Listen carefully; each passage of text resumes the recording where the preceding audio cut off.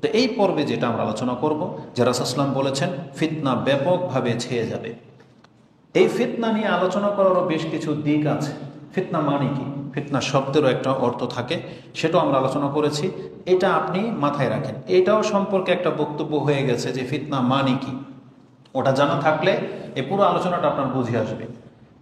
ফিতনা মানে হচ্ছে পরীক্ষা, ফিতনা মানে হচ্ছে বিপর্যয়, ফিতনা মানে হচ্ছে বিপদ আপদ, ফিতনা মানে হচ্ছে শিরক, ফিতনা মানে হচ্ছে আল্লাহর আযাব। এভাবে বিভিন্ন অর্থে ফিতনাটাকে কোরআনে ব্যবহার করা হয়েছে। আমাদের যে উদ্দেশ্য নিয়ে আমরা ফিতনার পর্ব শুরু করেছি সেটা হলো ফিতনা মানে হচ্ছে বিপর্যয়, ফিতনা মানে হচ্ছে বিপদ আপদ। তার মানে দুইটা জিনিসকে আমি টার্গেট করেছি, যে মুসলিমদের জীবনে কিয়ামতের আগে কি কি বিপর্যয় ঘটতে পারে আর কোন কোন বিপদ আপদের সম্মুখীন আমরা হব, এই সম্পর্কে কোরআন হাদিসে যথেষ্ট কথা আছে। তো মুসলিমদের জীবনে কি ধরনের বিপর্যয় আসতে পারে এটা সম্পর্ক দিয়ে একটা বক্তব্য হয়েছে। যেমন ওই বক্তব্যে আমরা আলোচনা করেছিলাম মুসলিমদের বিপর্যয়ের অনেক বড় একটা দিক হলো মুসলিমের ক্ষতি করবে। রাসূল সাল্লাল্লাহু আলাইহি ওয়াসাল্লাম বলেছেন আমার এই উম্মত একে অপরকে ক্ষতি করবে। আর এই ক্ষতিটা কিসের? জানমালের ক্ষতি। মানে মুসলিমই মুসলিমকে হত্যা করবে, আবার মুসলিমই মুসলিমের সম্পত্তিকে বাজেভাবে গ্রহণ করবে, বাতিলভাবে, মিথ্যাভাবে। এটা হচ্ছে মুসলিমদের উপরে চরম একটা ফিতনা, যেটা অলরেডি ছড়িয়ে পড়েছে। আর বাংলার জমিন এটা অহরহ আপনি দেখতে পাচ্ছেন। আপনার জীবনের মূল্য নাই, আপনার সম্পদের মূল্য নাই, মানে এগুলো রিস্ক হয়ে গেছে, নিরাপত্তা নাই।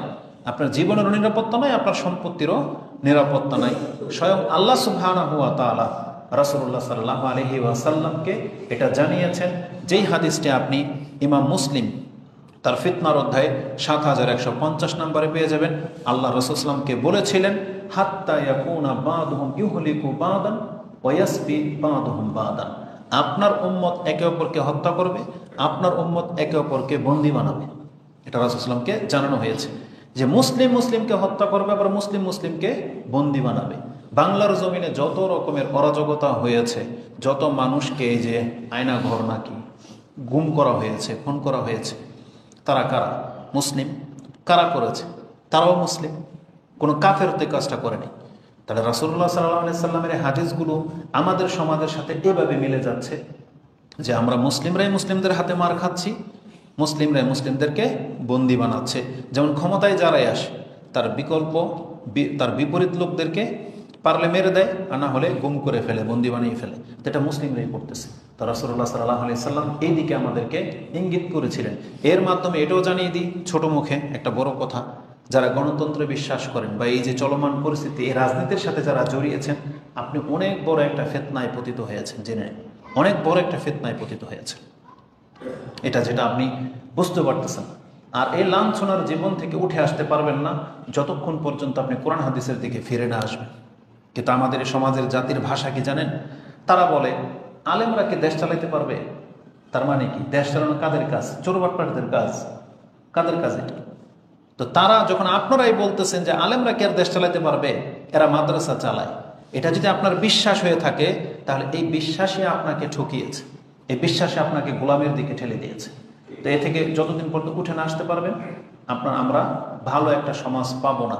কারণ রাসূলুল্লাহ সাল্লাল্লাহু আলাইহি ওয়াসাল্লামের পর থেকে রাষ্ট্র কিন্তু পরিচালনা ৫০ বছর যারা করেছেন বা আরও ১০০ বছর, তারা আলেমই ছিলেন, তারা শরীয়তের জ্ঞান রাখতেন, তারা বিভিন্ন বিষয় সম্পর্কে জানতেন।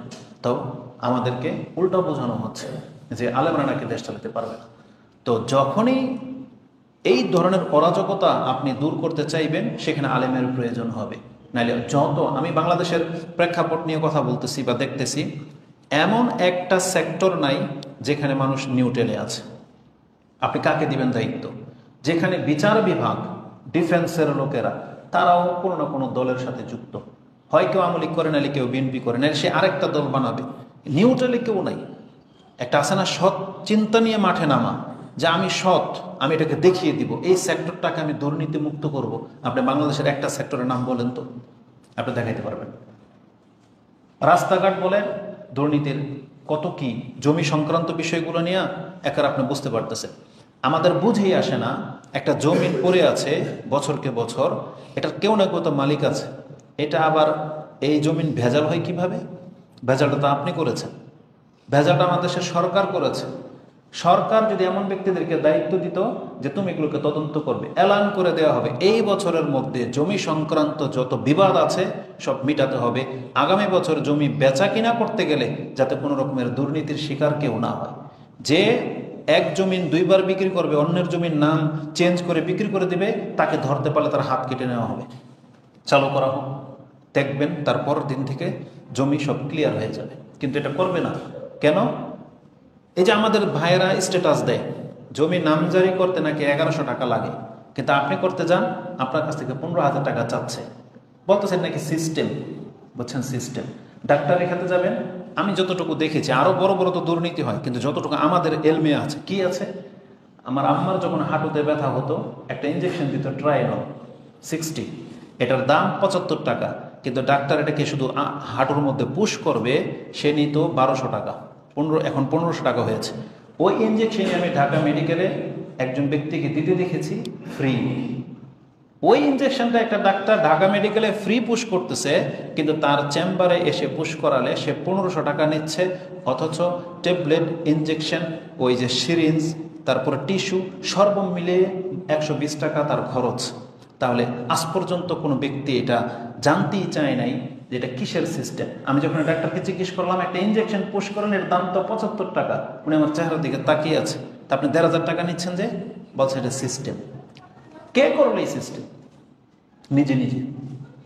মাদ্রাসা, এবার আমাদের সেক্টরে আসেন। মাদ্রাসা, আপনি সন্তানকে ভর্তি করাবেন একটা মাদ্রাসায়, ও আপনার কাছ থেকে 20,000 30,000 টাকা চাচ্ছে ভর্তি ফি। মানিটা কি? কে করলো এই সিস্টেম? আমাদের এক বাচ্চাকে পড়তে দিয়েছে এক মাদ্রাসায়, ওই মাদ্রাসার নাম নিলাম না কারণ তারা আমাদের আহলে হাদিসের মাদ্রাসা না। অনুষ্ঠান করবে, তাও আমাদের থেকে টাকা চায়, যে আপনি 3-4-5,000 টাকা দেন, পারলে আরো বেশি দেন। কত প্রশংসা করে। অনুষ্ঠান করবে না, মাদ্রাসার অনুষ্ঠান, তাহলে এটা এই বাচ্চাদের গার্জিয়ানের কাছ থেকে টাকা নিয়ে কেন? তাহলে এমন অনুষ্ঠান করতেই হবে কেন আপনাকে? কে করলো এই সিস্টেম? তো দুর্নীতির কোনো শেষ নাই। বুঝছেন? দুর্নীতির কোনো শেষ নাই। এগুলো কে রুখে দিবে? যার মধ্যে ইসলামের জ্ঞান আছে। আল্লাহকে যারা ভয় পায় না তার দ্বারা সব কিছু সম্ভব, কিন্তু আল্লাহকে যারা ভয় পায় একটা সময় না একটা সময় সে থেমে যাবে, সে ক্ষান্ত হবে। কারণ আল্লাহ এবং পরকালের ভয়ই একমাত্র পারে মানুষকে দুর্নীতি মুক্ত করতে। তাহলে ডিফেন্স দিয়ে, সিসিটিভি ক্যামেরা দিয়ে, কোনো রকমের আইন করে আপনি মানুষকে সঠিক রাস্তায় আনতে পারবেন না।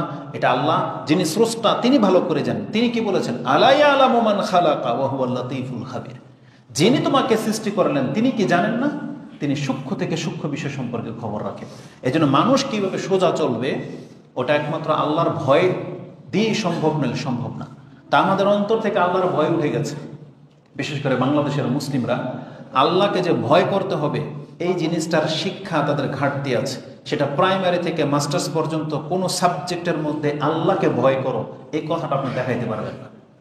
যে কোনো একটা কিছু প্রতিবেদন দাঁড় করিয়েছে যে কিভাবে তুমি এটা করবা, যেমন ধরেন টিচার শিক্ষা দিচ্ছে বাপ মার সাথে ভালো ব্যবহার করবে, ভালো কথা, খাওয়ার সময় ডান হাত দিয়ে খাবে, কারোটা চুরি করবে না, এই উপদেশমূলক কথা তো বলে, কিন্তু আল্লাহকে ভয় করো এই কথাটা কোনো টিচার কোনো ছাত্রকে শিক্ষা দেয় না। তো যার মধ্যে এইটাই ঢুকে নাই যে আল্লাহ বলে একজন আছেন যাকে ভয় করতে হবে, তখন এই জাতির দ্বারা সবকিছু সম্ভব। কিন্তু আপনি কোরআন পড়েন, হাদিস পড়েন, পাতায় পাতায় আপনি পাবেন আল্লাহকে ভয় করো। রাসূল সাল্লাল্লাহু আলাইহি ওয়াসাল্লাম কথা শুরুই করতেন এটা দিয়ে। খুতবায়, এই যে আজকে যে খুতবা শুরু করলাম, কি আছে? রাসূল সাল্লাল্লাহু আলাইহি ওয়াসাল্লাম প্রথম আয়াতে পড়তেন ইয়া আইয়ুহাল্লাযীনা আমানুত্তাকুল্লাহা হাক্কা তুকাতিহ, তোমরা আল্লাহকে ভয় করো ভয় করার মতো, এটা দিয়ে খুতবা শুরু হতো। তারপরে যখনই কোনো সৈন্যবাহিনীর কাছে সেনাবাহিনী পাঠাতেন তখন আমিরে জামাত যিনি হতেন বা সৈন্যের সেনা দলের যিনি হতেন প্রধান, তাকে প্রথম উপদেশ দিতেন ইত্তাকিল্লাহ, তুমি কিন্তু আল্লাহকে ভয় করবে। কি মনে করে? তাহলে যেটা হচ্ছে আমাদের শিক্ষা সেটা আমাদেরকে দেওয়া হচ্ছে না, এই জন্য দুর্নীতি একবারে ছড়িয়ে গেছে। তো মানুষ মুসলিমের দ্বারা ক্ষতিগ্রস্ত হবে, এটা একটা বড় ফিতনা।